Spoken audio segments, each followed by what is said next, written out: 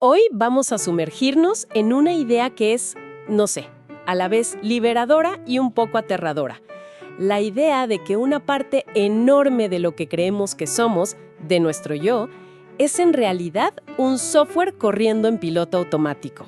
O sea, ¿por qué hacemos tantas cosas todos los días sin siquiera decidirlo? Hay un estudio famoso, creo que de la Universidad de Duke, que dice que más del 40% de nuestras acciones diarias no son decisiones, son hábitos. Y la misión de hoy es justo esa, ¿no? Encontrar el código fuente de ese software y ver si de verdad podemos reescribirlo. ¿Es posible tomar el control y rediseñar nuestra conducta? Y más allá, ¿qué tiene que ver todo esto con el éxito? No solo el nuestro, sino el de empresas gigantescas. Es que esas son, justo, las preguntas que Charles Duhigg pone sobre la mesa en su libro El poder de los hábitos. Y fíjate, para entender el libro, hay que entender el momento en que sale. Estamos hablando de un auge de la neurociencia popular, de este interés masivo por aplicar lo que sabemos del cerebro a la vida diaria. Pero lo más interesante es que Duhigg no es psicólogo ni científico. Es un periodista de investigación del New York Times que además ganó un Pulitzer. Y eso, pues, lo cambia todo. El libro no es un texto académico súper denso, ¿sabes? Es más bien un reportaje fascinante que va tejiendo historias de personas, de empresas, hasta de movimientos sociales, con los descubrimientos científicos. A mí lo que me parece increíble de la tesis de Duhigg es su simpleza. O sea, de verdad, un hábito tan complejo como la cultura de una corporación funciona con el mismo mecanismo básico que, no sé, que el de lavarse los dientes. Suena casi demasiado bueno para ser verdad. La idea es que todo hábito, sin importar su escala, sigue un bucle neurológico de 3 pasos: señal, rutina y recompensa. Y que si entendemos eso, pues tenemos la llave para cambiar casi cualquier cosa. Exacto, esa es la gran promesa. Y vale la pena desglosar ese bucle, porque es, pues, la arquitectura de nuestra conducta. El cerebro es, por naturaleza, flojo. Su objetivo principal es ahorrar energía. Y la mejor forma de hacerlo es convertir cualquier secuencia de acciones en una rutina automática, en un hábito. Así, la parte consciente del cerebro puede, digamos, apagarse un rato y pensar en otras cosas. El primer paso de este proceso es la señal. El detonador, como cuando mi teléfono vibra en el bolsillo. Ni siquiera lo pienso, mi mano ya va hacia él. Esa vibración es la señal. Precisamente, la señal le dice a tu cerebro, oye, activa el programa Revisar teléfono. Puede ser una hora del día, por ejemplo, las 3 de la tarde, la hora del café. Un lugar, la cocina. Un estado emocional. El aburrimiento. El aburrimiento, el estrés, claro. O como dices, un sonido. Una vez que el cerebro recibe esa señal, se activa el segundo paso, la rutina. Esta es la acción en sí, física, mental o emocional. En tu caso, es sacar el teléfono, desbloquearlo y abrir la aplicación de notificaciones. Y es una acción tan automática que a veces ni me doy cuenta. Llego a la app y pienso, ¿cómo llegué aquí? Mi yo consciente no participó en esa decisión. Porque no la necesitó. Y no la necesitó por el tercer paso, la recompensa. La recompensa es lo que le enseña a tu cerebro que ese bucle vale la pena. Con el teléfono, puede ser una pequeña dosis de dopamina por un like, la distracción de un video corto, o el alivio de ver que no hay ningún correo urgente.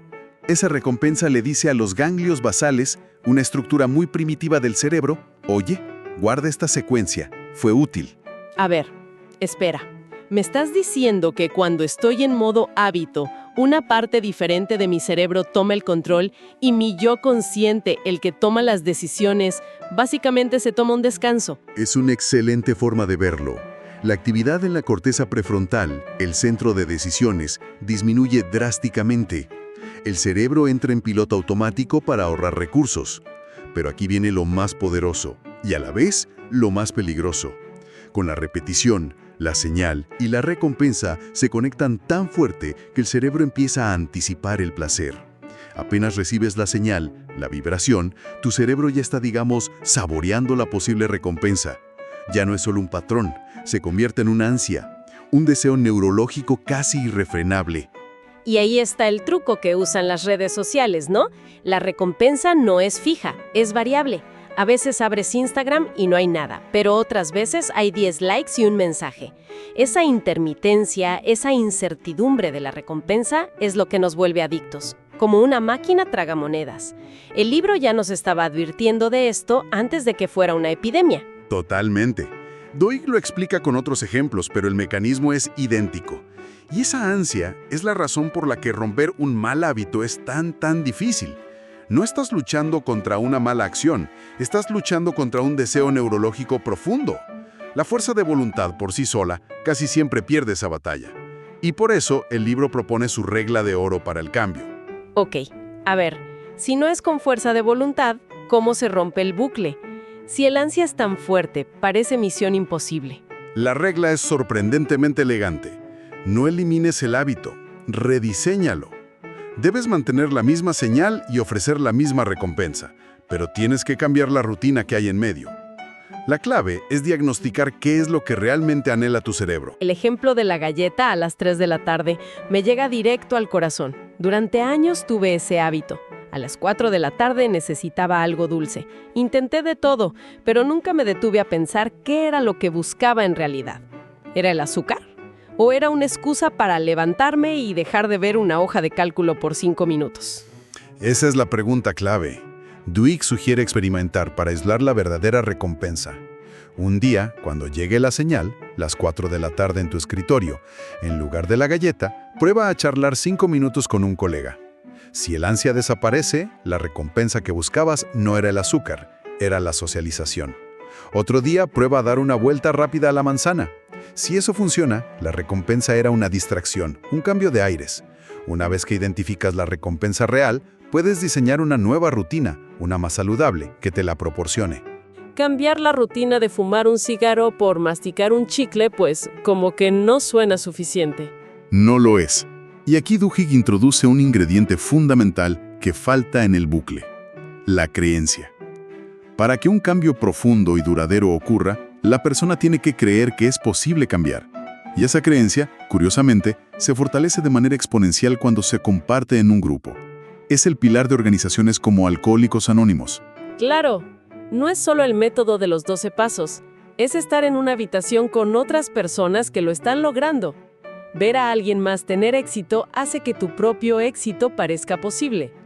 La comunidad se convierte en el motor de la creencia. Exactamente. La creencia es el combustible que permite que la nueva rutina se consolide frente a la presión y el estrés. Pero esto los lleva a otra idea. Cambiar un hábito aislado como la galleta está bien, pero ¿cómo se logra una transformación masiva, como la de alguien que deja de beber o una empresa que cambia su cultura por completo? No puede ser solo un hábito, ¿o sí? Supongo que no puedes aplicar la regla de oro a 20 hábitos a la vez. Terminarías exhausta. Imposible. Y aquí es donde Duhigg introduce uno de sus conceptos más famosos: los hábitos clave, o Keystone Habits. Son hábitos que, al cambiarlos, provocan una reacción en cadena que transforma otros patrones sin que te lo propongas. Funcionan como una pieza de dominó que derriba a todas las demás. Crean pequeñas victorias que demuestran que el cambio es posible, y eso genera un impulso que se contagia a otras áreas de la vida. A ver, dame un ejemplo porque suena muy poderoso. El más clásico es hacer ejercicio. Alguien que empieza a correr por la mañana, de repente y casi sin querer, empieza a comer mejor porque no quiere arruinar su esfuerzo. Luego empieza a dormir más temprano para tener energía. Se vuelve más productivo en el trabajo porque tiene más claridad mental. El hábito de correr no tiene nada que ver directamente con la dieta o el sueño, pero reorganiza todo lo demás. Y en el libro está la historia de Alcoa. Es alucinante. Cuando Paul O'Neill se convirtió en CEO de esta gigante del aluminio, los inversionistas esperaban que hablara de ganancias, de recortes, lo de siempre. En cambio, en su primera presentación, dijo que su única y absoluta prioridad sería la seguridad laboral. Su meta: 0 accidentes. Los inversionistas pensaron que se había vuelto loco. Muchos vendieron sus acciones ese mismo día. Sí, fue un pánico total en Wall Street. Pero la estrategia era genial. O'Neill había identificado un hábito clave. Para lograr 0 accidentes en una industria tan peligrosa, no bastaba con poner más cascos. La empresa entera tuvo que cambiar su forma de comunicarse. O'Neill exigió que cualquier accidente, por mínimo que fuera, le fuera reportado a él personalmente en 24 horas, junto con un plan para que nunca más ocurriera. O sea que un obrero en una planta podía indirectamente obligar a un vicepresidente a llamarle al CEO a las 3 de la mañana. Eso destruye cualquier jerarquía. Exacto, obligó a los gerentes a estar en contacto constante con los trabajadores, fomentó que las ideas para mejorar la seguridad, que a menudo eran también ideas para mejorar la eficiencia, fluyeran de abajo hacia arriba. Para arreglar la seguridad tuvieron que arreglar la comunicación, los procesos de producción y la cultura de la empresa. Al final, Alcoa se convirtió no solo en la empresa más segura del mundo, sino en una de las más rentables de su índice. Todo por enfocarse en un solo hábito clave. Es una locura. Y si O'Neill pudo usar este conocimiento para hacer el bien, me imagino que hay un lado oscuro. Las empresas deben usar estas mismas ideas para vendernos cosas que no necesitamos. Por supuesto. El marketing moderno es, en gran medida, ingeniería de hábitos. El libro cuenta la historia de Claude Hopkins, un publicista de principios del siglo XX que convirtió el cepillado de dientes en un hábito nacional en Estados Unidos con la pasta Pepsodent. La gente antes no lo hacía. ¿Cómo lo logró? Creó un bucle. La señal era la capa que sientes en los dientes. La rutina, cepillarse. Pero la clave fue la recompensa. Añadió ácido cítrico y aceite de menta a la fórmula, ingredientes que no hacían nada por la limpieza, pero que creaban una sensación de frescura y hormigueo. La sensación que todas y todos asociamos con tener la boca limpia. Exacto. Hopkins creó un ansia por esa sensación. La gente empezó a sentir que si no sentía ese hormigueo, su boca no estaba limpia. Fabricó una recompensa neurológica y la asoció a su producto. Es un truco que se usa hasta el día de hoy en todo, desde champús que hacen muchísima espuma, que no limpia más, hasta limpiadores que tienen un olor específico a limpio. Y este libro se escribió en 2012, justo antes de la gran explosión de la economía de la atención y las redes sociales. Se siente casi como una profecía. Hoy vivimos inmersos en máquinas, nuestros teléfonos, diseñadas explícitamente para crearnos hábitos. Es que los principios de Lou Hicks son la Biblia del diseño persuasivo que domina Silicon Valley. Cada elemento de una aplicación moderna es una pieza de un bucle de hábito perfectamente calibrado. La notificación roja es la señal, el scroll infinito o el deslizar para refrescar son rutinas diseñadas para ser adictivas, modeladas a partir de las máquinas tragamonedas. Y la recompensa, como decíamos, es variable e intermitente. Un like, un mensaje, un video gracioso, que te mantiene enganchado. Y no solo en redes sociales. Pienso en las aplicaciones como Duolingo, con sus rachas. La racha es un mecanismo perfecto para crear un hábito. La señal es la notificación diaria. La rutina es hacer la lección. La recompensa es ver el número de la racha aumentar y no romper la cadena.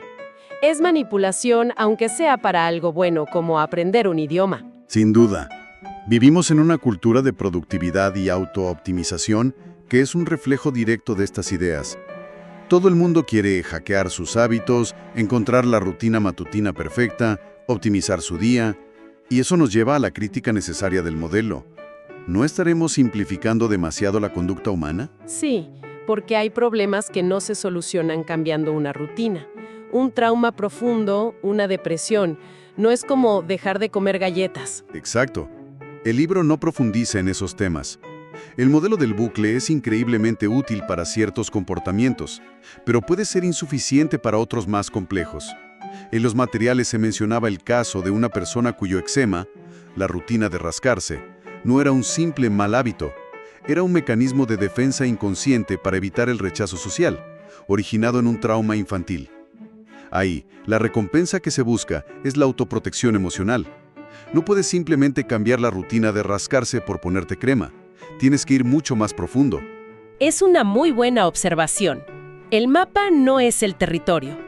El bucle es un mapa útil, pero la mente humana es un territorio mucho más complejo y a veces más oscuro.